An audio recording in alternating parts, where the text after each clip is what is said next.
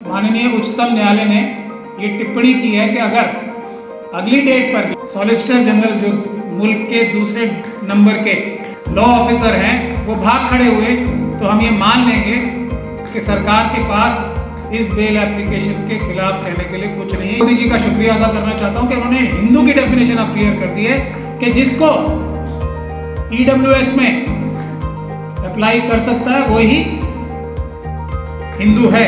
हमने हिंदुओं को रिजर्वेशन दे दी है, ये ईडब्ल्यूएस के बारे में कहा है। बहुत सारे लोग तो उनमें अडानी अंबानी और ये मोदी जी और अमित शाह जैसे जेल में ही जाएंगे। हर तरह की साजिश हो रही है कि तुम्हें मारा जाएगा, पीटा जाएगा, डराया जाएगा, तुम्हारी मस्जिदें छीन ली जाएंगी वरना बीजेपी को वोट देने लगो।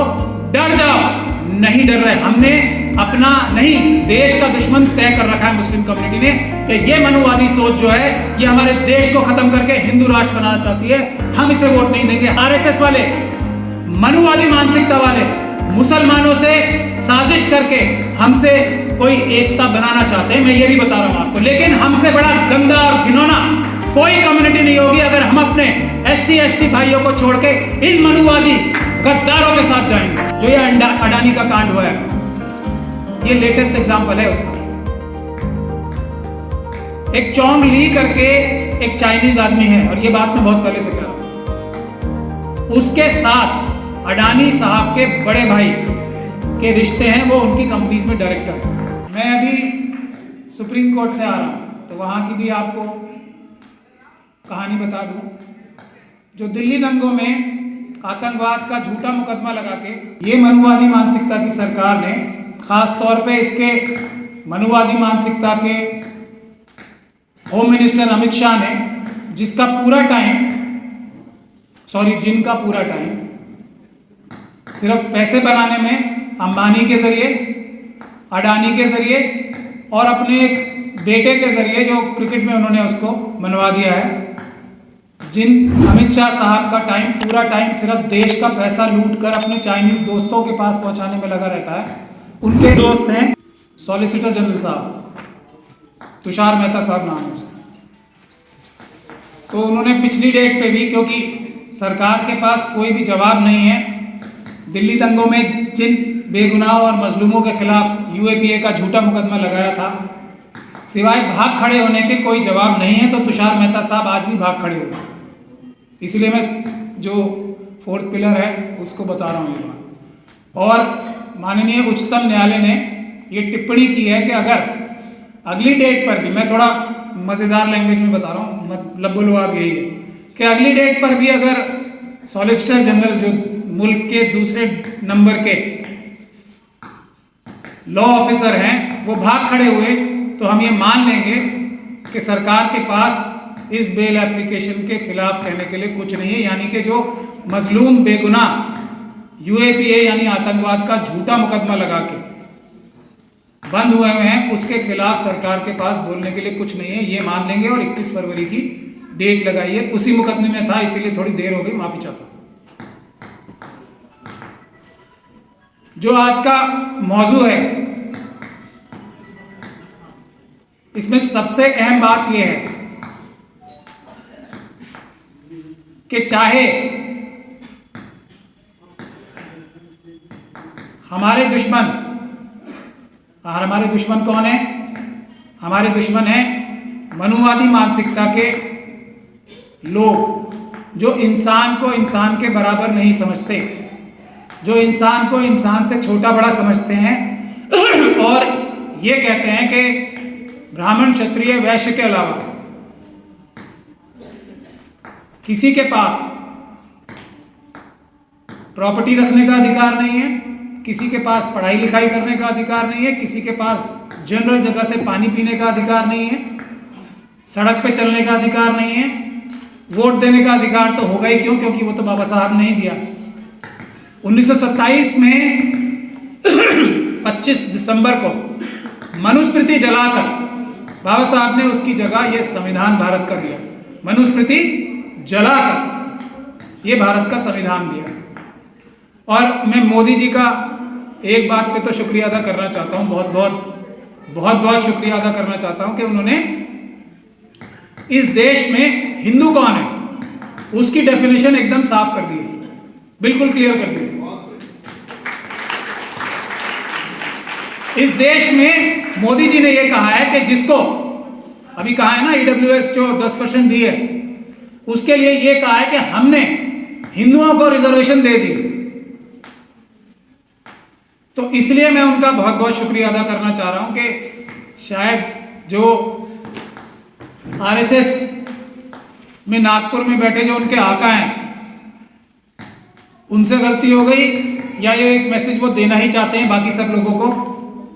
दोनों ही तरह से मोदी जी का शुक्रिया अदा करना चाहता हूं कि उन्होंने हिंदू की डेफिनेशन अब क्लियर कर दी है कि जिसको ईडब्ल्यूएस में अप्लाई कर सकता है वही हिंदू है। हमने हिंदुओं को रिजर्वेशन दे दी है, ये ईडब्ल्यूएस के बारे में कहा है, आप सब लोगों ने देखा है ना। तो अब जो हमारे ओबीसी के भाई हैं, जो वर्ण व्यवस्था में आते हैं, उनको तो उन्होंने साफ कर दिया। जो ईडब्ल्यूएस में अप्लाई नहीं कर सकते कि आप हिंदू नहीं हो, इससे ज्यादा क्लैरिटी से और क्या बात हो सकती है। मैं यहां एक बात साफ कर देना चाहता हूं कि हमारे देश में वर्ण व्यवस्था की जो वर्ण की जो व्यवस्था है, वो वर्ण व्यवस्था में 46% लोग उस वर्ण व्यवस्था का हिस्सा नहीं। ये थोड़ी ध्यान से सुनने वाली बात है। वो अवर्ण है, ब्राह्मण, क्षत्रिय, वैश्य और शूद्र, यही है ना। 4 ही वर्ण व्यवस्था में चतुर्वर्ण व्यवस्था है। तेज सिंह जी इस बात को, 4 वर्ण व्यवस्था में 4 वर्ण आते हैं, ब्राह्मण, क्षत्रिय, वैश्य और शूद्र। शूद्र पैदा हुए हैं ब्राह्मणों की सेवा करने के लिए। ये शूद्र कौन है? ये ओबीसी है। जिसको गलतफहमी है वो मोदी जी के बयान से दूर कर ले, क्योंकि ओबीसी अप्लाई नहीं कर सकते ईडब्ल्यूएस में 10% कोटा के लिए अप्लाई नहीं कर सकते। तो साफ हो गया, ओबीसी भी जो कि उस चतुर्वर्ण व्यवस्था का हिस्सा है, वो हिंदू नहीं है हमारे नागपुर के विचार से और मोदी जी के विचार से।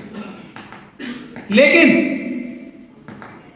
जो ओबीसी के लोग हैं, जिनको मनुवादी मानसिकता के लोग शूद्र कह के बुलाते हैं, वो हम बाकी सब लोगों के जो कि अवर्ण हैं, जो इस चतुर्वर्ण व्यवस्था का हिस्सा ही नहीं है। ये बात ध्यान से समझने की बात है। हम लोग एससी, एसटी और माइनॉरिटीज के लोग, मुस्लिम, सिख, क्रिश्चियन, बौद्ध, इस चतुर्वर्ण व्यवस्था का हिस्सा ही नहीं है। हम समाज में हैं ही नहीं। हमारी एग्जिस्टेंस ही ये चतुर्वर्ण व्यवस्था, मनुवादी मानसिकता मानती ही नहीं है। और ये 46% है हमारे देश में। अगर सेंसस से लिया जाए, वैसे तो और भी ज्यादा है, अगर सिर्फ 2011 के सेंसस से लिया जाए तो 45 से 46% है। कैसे? 15% मुस्लिम कम्युनिटी, क्रिश्चियन, सिख और बौद्ध मिला के 5%, 20%, 17% शेड्यूल कास्ट कम्युनिटी और 8 से 9% शेड्यूल ट्राइब कम्युनिटी। ये 45-46% जो लोग हैं, हम इस वर्ण व्यवस्था का हिस्सा नहीं है। हम एग्जिस्ट नहीं करते, हमारा वजूद ही नहीं है इनकी नजर में। लेकिन बाबा साहब डॉक्टर भीमराव अंबेडकर ने इस देश में हर एक इंसान को एक वोट देके, बराबर का एक वोट देके, जो भी मेजॉरिटी प्राप्त करेगा, जो भी बालिग होगा, उसको एक वोट देके सबको बराबर का मालिक बना दिया इस देश का। तो उनकी नजर में हम एग्जिस्ट करें ना करें, और मुझे बड़ी खुशी है कि हम उनकी नजर से दूर ही रहें, हम उनकी नजर में एग्जिस्ट ही ना करें, लेकिन हम 46% इस देश के मालिक हैं। और 46% अगर एक साथ हो जाएं तो किसी मनुवादी मानसिकता के औकात, हिम्मत, ताकत नहीं है कि वो कोई भी जुल्म और ज्यादती कर सके, बल्कि हम लोग उनको उनकी सही जगह, बहुत सारे लोग तो उनमें अडानी, अंबानी और ये मोदी जी और अमित शाह जैसे जेल में ही जाएंगे,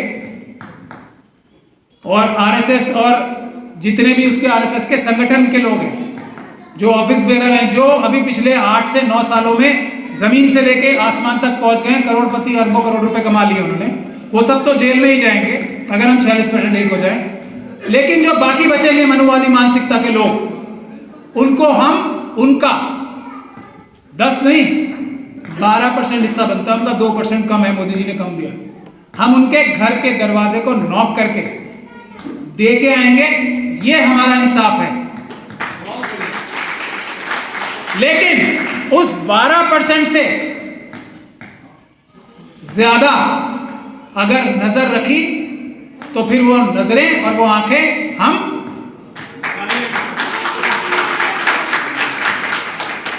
इंसाफ, बराबरी, यही मनुवादी और जायनिस्ट ताकतों के अलावा दो ही ऐसी जो सोचे हैं, मनुवादी और जायनिस्ट, जिसको कैपिटलिस्ट भी कहा जाता है, वो दोनों एक ही ताकतें हैं। इनके अलावा दुनिया में कोई मजहब हो, कोई सोच हो, वो इंसाफ और बराबरी को पहला असूल मानती है। मैं मुसलमान हूं, हमारा मजहब, जो बहुत सारे लोग बैठे हैं और बोलते हैं ना कि हमारे 5 फर्ज हैं, नमाज पढ़ना, रोजा रखना, ज़कात देना, हज जाना। ये सब हमारे जाती फायदे के लिए हैं, इससे हमें फायदा होता है एक मुसलमान को। मैं समझाने के लिए बता रहा हूं जो मैं समझता हूं इस्लाम। लेकिन अल्लाह ताला ने जो हर एक मुसलमान की, जो ईमान वाला कहता है अपने आप को, जो जिम्मेदारी लगाई है, वो है इंसाफ और बराबरी के लिए काम करना। और इंसाफ बराबरी सिर्फ मुसलमानों के लिए नहीं, सबके लिए। जो मेरे फराइज हैं वो मैं अपने फायदे के लिए करता हूं, अपने जाती फायदे के लिए। अल्लाह ताला को कुछ नहीं है इससे, उसका कुछ फायदा या नुकसान नहीं होने जा रहा है।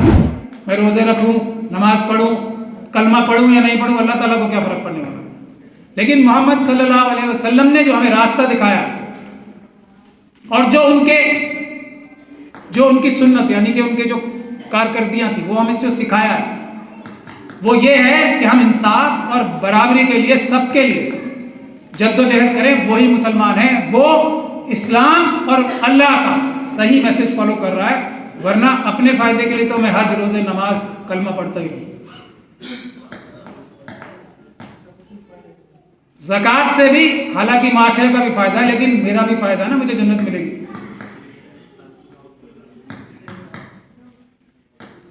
तो अल्लाह ने जो ड्यूटी लगाई है वो इंसाफ और बराबरी के लिए काम करने के लिए, जो और हमारा संविधान है वो क्या कहता है, उसकी रूह क्या है। और यही कमोबेश अगर आप जुडाइज्म को ले लें, क्रिश्चियनिटी को ले लें, बुद्धिज्म को ले लें, जैनिज्म को ले लें, सिखिज्म को ले लें, जो लिंगायत धर्म है, या दूसरे कबीरदास साहब को ले लें, रविदासिया पंथ को ले लें, किसी भी पंथ को ले लें, दुनिया में किसी पंथ को उठा के देखिए, सभी इंसाफ और बराबरी की बात करते हैं, सबके लिए। यही हमारा संविधान कहता है, यही हमारा संविधान कहता है, यही हमारे संविधान की रूह है। आर्टिकल 14, सबके लिए बराबरी, सबके लिए इंसाफ।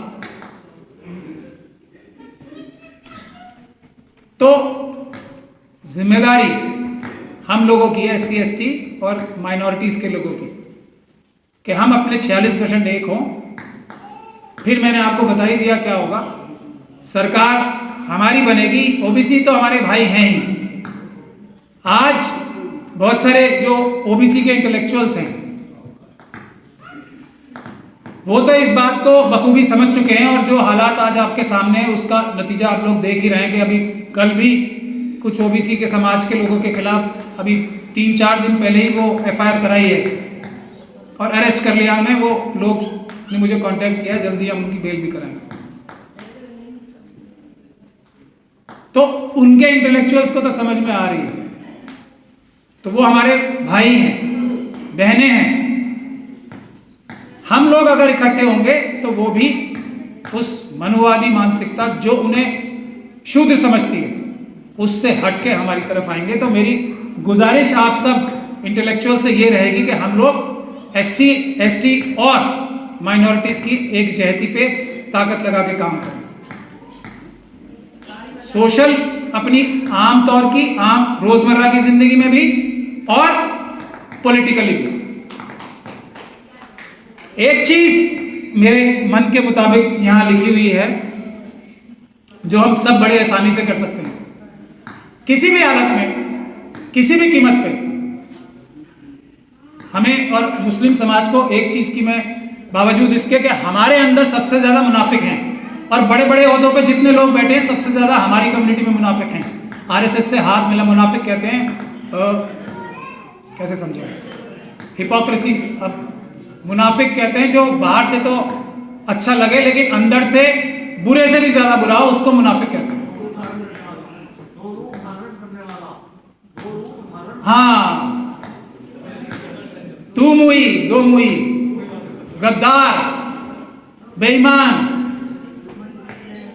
तो और जो जाहिर अच्छा आदमी लगे, ये भी है उसकी खासियत कि वो देखने में बिल्कुल अच्छा लगता है, लेकिन मुसलमानों में सबसे बड़ी कमी है ये। और मुस्लिम कम्युनिटी के आम जो लोग हैं उनको भी मैं मुबारकबाद पेश करना चाहता हूं कि बावजूद इसके कि ये मुनाफिक, बेईमान जो बड़े बड़े ओहदों पे बैठे हैं, 300-400 लोग हैं मुश्किल से, वो उन्होंने CA/NRC का प्रोटेस्ट खराब करने की कोशिश की। हर दिन आरएसएस के पास जैसे बढ़िया से बढ़िया, जो अब क्या बोलूं मैं, जो गलीज तरीज जानवर होते हैं ना, उनकी तरह दुम हिलाते हुए नागपुर की तरफ बढ़ते हैं वो हर बार। सबसे ज्यादा हमारी कम्युनिटी में, इसीलिए बता रहा हूं मैं आपको। लेकिन इस कम्युनिटी ने इतनी समझदारी का, सबसे ज्यादा पॉलिटिकल अवेयरनेस दिखाई है हमारी कम्युनिटी में। हर शक्ल में गद्दार हमारे सामने आए, लेकिन हमने तय कर रखा है कि हमने मनुवादी मानसिकता को वोट नहीं देना। यह सबसे बड़ी तारीफ की बात है मुसलमानों की। हर तरह की साजिश हो रही है कि तुम्हें मारा जाएगा, पीटा जाएगा, डराया जाएगा, तुम्हारी मस्जिदें छीन ली जाएंगी वरना बीजेपी को वोट देने लगो। डर जाओ, नहीं डर रहे। हमने अपना नहीं, देश का दुश्मन तय कर रखा है मुस्लिम कम्युनिटी ने कि ये मनुवादी सोच जो है ये हमारे देश को खत्म करके हिंदू राष्ट्र बनाना चाहती है। हम इसे वोट नहीं देंगे। हालांकि मैं ये आपको बात बता दूं कि आरएसएस वाले, मनुवादी मानसिकता वाले मुसलमानों से साजिश करके हमसे कोई एकता बनाना चाहते हैं, मैं ये भी बता रहा हूं आपको। लेकिन हमसे बड़ा गंदा और घिनौना कोई कम्युनिटी नहीं होगी अगर हम अपने SC/ST भाइयों को छोड़ के इन मनुवादी गद्दारों के साथ जाएंगे। बात भी करेंगे तो हम पे हराम है। और जो बात करते हैं उससे अंदाजा लगा लो, जो उनसे बात करते हैं वो मुनाफिक हैं, वो इस्लाम के खिलाफ है, वो देश के खिलाफ है, वो देश के गद्दार हैं। क्या बात कर रही है उनसे? ये एक अच्छा मुस्लिम कम्युनिटी ने किया, यही कम्युनिटी। और ये जो आपका ये है ना, इसमें बड़ी अच्छी बात कही गई है।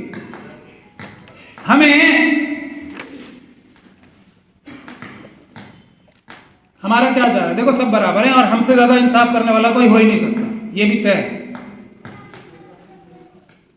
ये इतिहास बता रहा है, हमारा इतिहास, कि हमने इंसाफ किया हमेशा, मुसलमानों का नहीं। जहां जहां SC/ST OBC माइनॉरिटीज के हाथ में जितनी भी ताकत आई है, उन्होंने हमेशा इंसाफ करने की कोशिश की। तो बेईमानी कौन कर रहा है? बेईमानी का मैंने एक सुप्रीम कोर्ट में केस भी आर्ग्यू किया था बहुत डिटेल में, वो कि एक रिजर्वेशन वाला, मैंने उसमें ये आर्ग्यू किया था। और वो केस हमने, रिजर्वेशन जो प्रमोशन होती है ना, वो कुछ सालों के लिए रुकवाई थी 2011 में बहस करके। वो ये आर्ग्यू किया था कि ये जो सो कॉल्ड अपने आप को इंटेलेक्चुअल कहते हैं ना, और ये कहते हैं कि रिजर्वेशन का मतलब है कि क्वालिटी कॉम्प्रोमाइज हो जाती है, उसके खिलाफ मैंने आर्ग्यूमेंट ये की थी कि ये जो सो कॉल्ड अपने आप को अपर कास्ट कहते हैं, सवर्ण कहते हैं, ये बुनियादी तौर पे साइंटिफिक तौर पे ये कम अकल होते हैं। और उसका सबूत मैंने ये पेश किया था कि हमारे मुल्क में 90 से 95% जो पोस्ट है वो कौन कौन बैठा है उन पे, और नतीजा क्या है, उसका अंजाम और नतीजा क्या है? हमारा देश ह्यूमन इंडाइस पे आप कोई भी सर्वे उठा के देख लो, 200 मुल्कों में 145, 50, 170, गरीबी हो या कोई भी हो, पढ़ाई लिखाई, हेल्थ केयर, कुछ भी है कि नहीं है? तो अगर 90% पोस्ट पर ये अपर कास्ट बैठे हैं और रिजल्ट उसका ये है, तो इसका मतलब ये एफिशिएंट नहीं है ना लोग। क्योंकि अंग्रेजों के आने से पहले हमारा देश जो था, पूरे दुनिया का 27% जो सरमाया था ना वो हमारे देश का था, और हमारे देश की आर्मी सबसे ज्यादा पावरफुल थी, सबसे ज्यादा खुशहाल देश भी हमारा था। तो अंग्रेजों के आने के बाद ये 25 साल के अंदर 3% रह गया वर्ल्ड की जो पूरा सरमाया है आज, और आज तक भी कमोबेश उतना ही है। तो ये लोग ही तो काम नहीं करना जानते ना, जब सारी ताकत तो इनके हाथ में है, देश इतना पावरफुल है, यहाँ इतना सरमाया है, तो खराब कौन कर रहा है? यही लोग ना। तो वो केस हम जीते थे, वही बात मैं आपको बता रहा हूं कि अगर ये जो इसमें बात होने वाली है कि अगर हम भविष्य में, एक तो ये तय करनी है हमने सबने बात, अंजाम कुछ भी हो, हम लोगों का देश आगे बढ़ेगा किसी भी हालत में, किसी भी कीमत पे। हमने किसी भी, एक तो भारतीय जनता पार्टी या उनके अलायंस वाले किसी भी इंसान को वोट ही नहीं देना, नहीं देना। इससे सारी समस्या का हल हो जाएगा। जब तक के SC ST OBC की, माइनॉरिटीज की अपनी सरकार नहीं आती, अपनी चुनी हुई। दूसरा, जो अपने आप को हिंदू कहते हैं, हिंदू का मतलब कि बाकी सब छोटे हैं, अछूत हैं, अवर्ण हैं, ये सब जो कहते हैं, उनको वोट ही नहीं देना, क्योंकि वो हमारे देश के संविधान के खिलाफ सोच रखते हैं। तो दो कैटेगरीज को अगर हम वोट ना दें तो हमारा देश जो है वो सही रास्ते पे चला जाएगा। और ये हिंदू राष्ट्र बनाने का जो इनका सपना है ना, वो नेस्तो नाबूद 2 मिनट में हो जाएगा, 2 चुटकियों में हो जाएगा। तो ये इसका मैं वेलकम करता हूं। ये जो अंबेडकर समाज पार्टी ने जो ये एक मूल मंत्र दिया है, आप लोग सब इसको प्रोपोगेट भी करें। दूसरी एक बात और कह के मैं खत्म करना चाहता हूं कि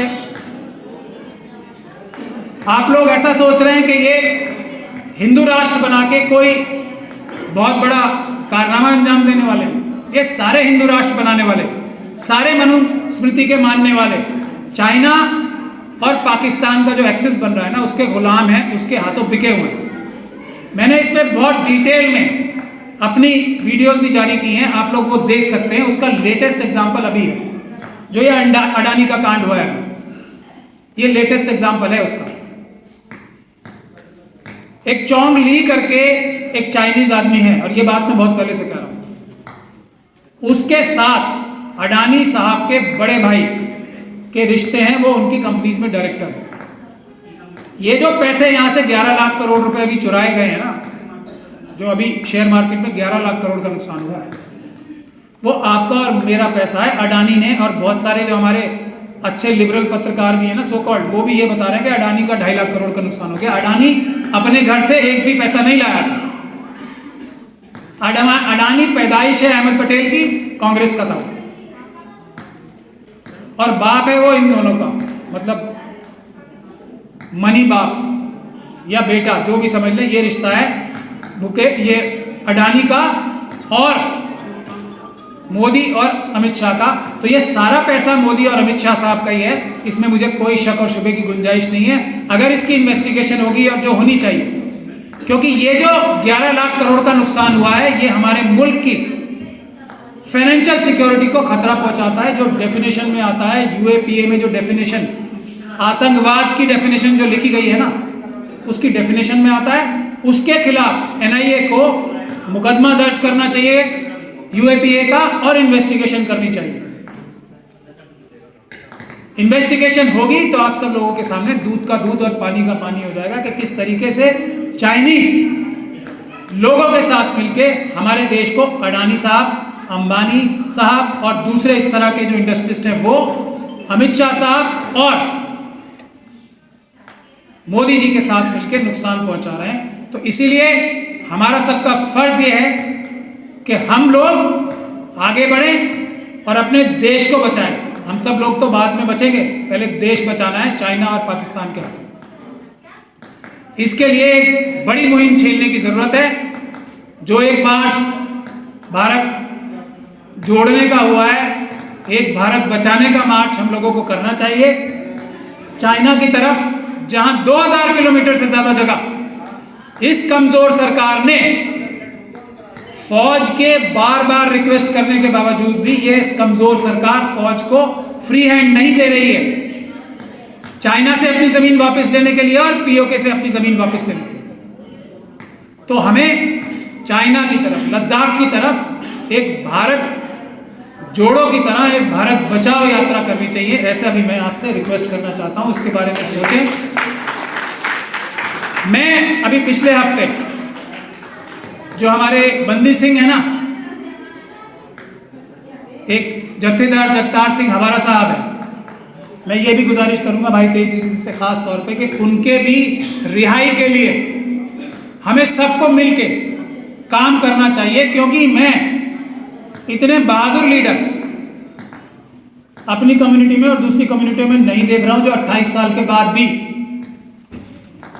कॉम्प्रोमाइज करने को तैयार नहीं है। इतने बहादुर लीडरों की जरूरत है हमारे मुल्क में। और संविधान ये कहता है कि आज उन्हें रिहा होना चाहिए था, क्योंकि बिल्किस बानो के अगर सरकार को ऐसा लगता है गुनहगारों को बरी कर दिया जाना चाहिए, छोड़ दिया जाना चाहिए, तो उन्होंने तो ऐसा कोई गुनाह भी नहीं किया है, उनके ऊपर इल्ज़ाम भी नहीं है ऐसा किसी गुनाह का। तो मेरी ये भी गुजारिश रहेगी कि अभी चंडीगढ़ में, मोहाली में अभी हमने पिछले 26 जनवरी को एक लाखों लोगों की रैली निकली थी। तो मैं आप सभी लोगों से जो मौजूद हैं यहाँ पे, उनसे भी मैं गुजारिश करूंगा कि बंदी सिंह जितने भी हैं उनकी रिहाई के लिए भी एक मुहिम चलाई जाए।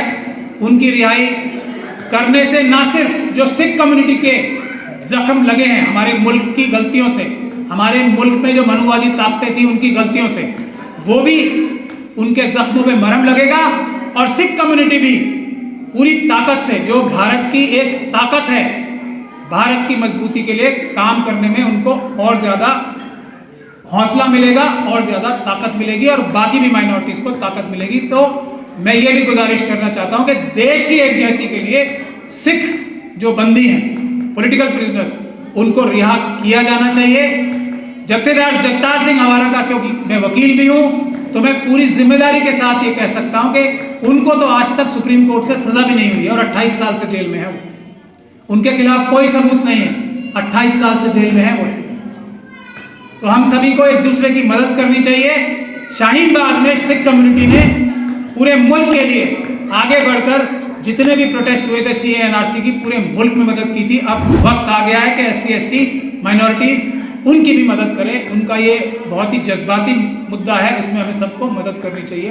बहुत बहुत शुक्रिया, आप लोगों ने मुझे पीसफुली इतने प्यार से सुना।